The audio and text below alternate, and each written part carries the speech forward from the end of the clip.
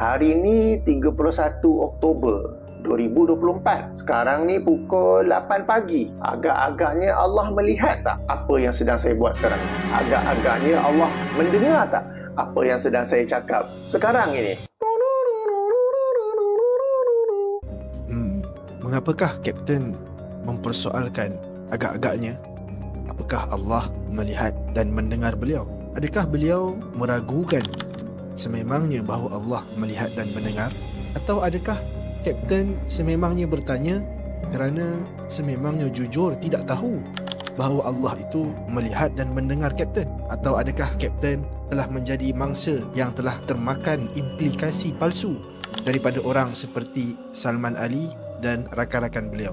Doang dia kata sebenarnya Allah tak mendengar doa ni sekarang ni. Allah kalau dia dengar sekarang berarti dia telah masuk dalam hadis macam tadi. Ada ulama Asy'ariyah tegah kata jangan kata Allah mendengar sekarang ni, Allah melihat sekarang ni, nanti berlaku perkara baru.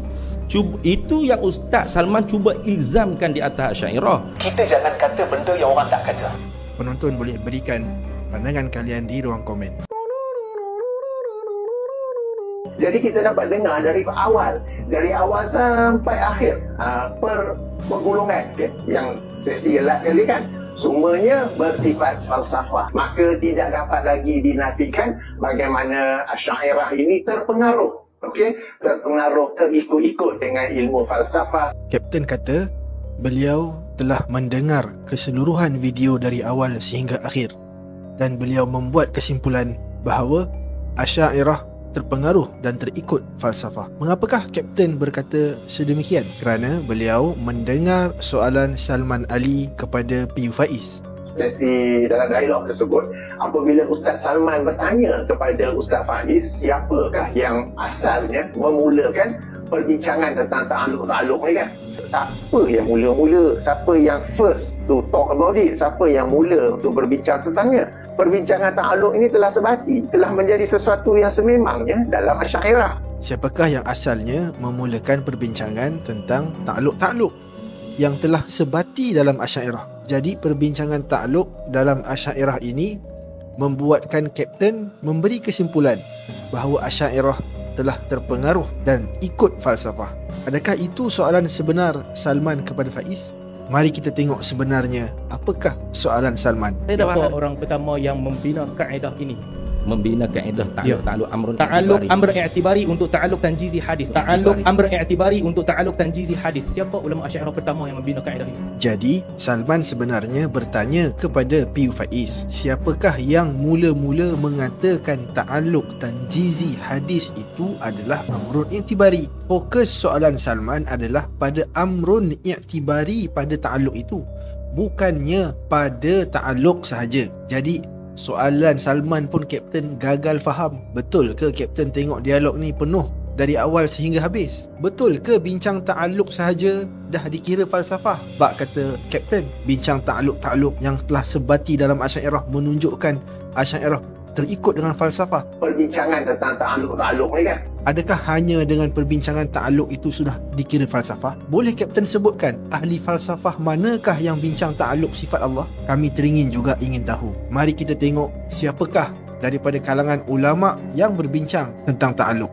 Ini adalah syarah Al-Aqidah As-Safariniyah oleh Al-Imam Muhammad As-Safarini daripada mazhab Hanbali Al-Athari. Aqidah ini disyarahkan oleh Syekh Muhammad Ibn Salih Al-Uthaymin. Kata Syekh As-Safarini dalam matan aqidah beliau, wa sam'uhu subhanahu kal basari bi kulli masmu'in wa kulli mubsari. Jadi bait ini menceritakan ta'alluq sifat sama dan ta'alluq sifat basar. Jadi perbincangan ta'alluq turut disebutkan oleh ulama daripada mazhab Hanbali dan Athari. Malah Syekh Ibn Uthaymin juga tidak ada masalah dengan hal ini.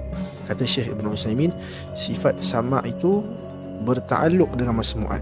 Jadi Syekh Ibn Uthaymin juga menggunakan istilah ta'alluq. Perbincangan tentang ta'alluq ni kan, kata Syekh Ibn Uthaymin, fala yata'allaqu bil mar'iyat. Jadi Syekh Ibn Uthaymin juga menggunakan perkataan yata'allaq. yang disebutkan oleh Kapten sebagai ta'alluq.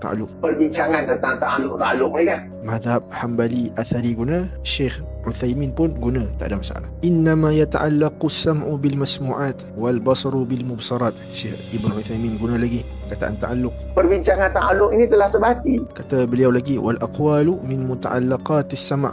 Beliau guna lagi perkataan ta'alluq. Min muta'allaqatil basar. Beliau guna lagi perkataan ta'alluq. Di sini pun beliau guna lagi perkataan ta'alluq. Di bawah ini beliau sebut yata'allaqani bi kulli syai'.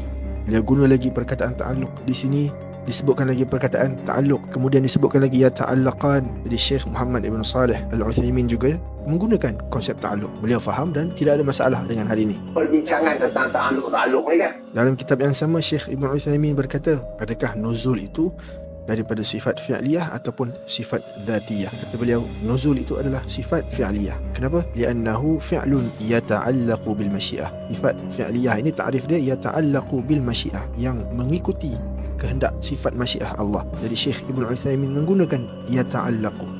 Wa kullu fa'lin yata'allaqu bil masyiah. Syekh Ibn Uthaymin tidak ada masalah menggunakan perkataan ta'alluq, tidak seperti Kapten Hafiz. Lihat juga di sini daripada website Syekh bin Baz. Beliau disoal, adakah sifat sama' dan basar tu sifat fi'liyah yang bertakluk dengan masyiah, muta'alliqatun bil masyiah? Kata Syekh bin Baz, sifat sama' basar ini la sifatu dhat. Sifat sama' dan basar ni adalah sifat dhat, bukan sifat fi'liyah. As-sam'u wal basaru min sifati dhat, kata Syekh Ibn Baz. Mengapa sama' dan basar ni bukan sifat fi'liyah? Kata Syekh bin Baz lagi, amma alladhi yata'allaqu bil masyiah. Jadi ada ta'alluq.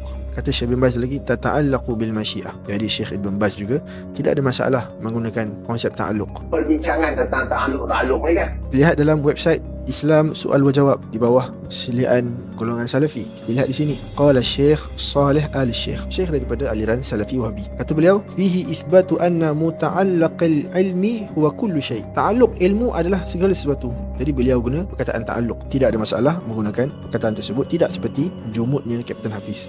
Dan di atas ini beliau sebut ilmu Allah Subhanahu wa taala muta'alliqun bi kulli syai'. Jadi ilmu Allah taala muta'alliqun bi kulli syai', bertakluk dengan segala sesuatu. Perbincangan ta'alluq ini telah sebati. Jadi tidak ada masalah daripada masyayikh Salafi sendiri menggunakan perkataan ta'alluq. Lihat di sini, adapun sifat sama' dan basar, maka ia muta'alliqatun bil aswat, bertakluk dengan suara-suara. Wa ma yata'allaqu bis sam'i huwal qawlu wa nahwu. Jadi ta'alluq sama apa? Qaul, perkataan-perkataan. Fas-sam'u muta'alliqun bil aswat. Ta'alluq sifat sama' adalah suara-suara. Perbincangan ta'alluq ini telah sebati. Jadi tidak ada masalah. Kita lihat masyayikh Salafi juga menggunakan konsep ta'alluq ini. Jadi apakah kiranya As-Safarini, Al-Hanbali, Al-Athari, Syekh Ibn Uthaymin, Syekh Ibn Baz, Syekh Saleh Al-Syekh, adakah mereka ini semua yang bercakap tentang ta'alluq sifat ini juga telah terpengaruh dengan falsafah? Betul tak jika saya katakan Asy'ariyah ni telah tenggelam dan terpengaruh dengan pemikiran falsafah dalam topik ni ta'alluq? Ini baru kita bincang dua sifat, tak, bukan lagi sifat-sifat Allah yang lain. Apakah Kapten dapat tahu sekarang wajah sebenar golongan Salafi yang telah berfalsampah? Banyak dipengaruhi dengan pemikiran falsafah. Silap. Falsafah. Ayat 3 surah Al-Hajj, ayat 8 surah Al-Hajj, ayat 20 surah Luqman, ya. Pelik juga ya. Kenapa Kapten tidak membacakan ayat-ayat tersebut? Hanya menyebutkan nombor surah dan nombor ayat.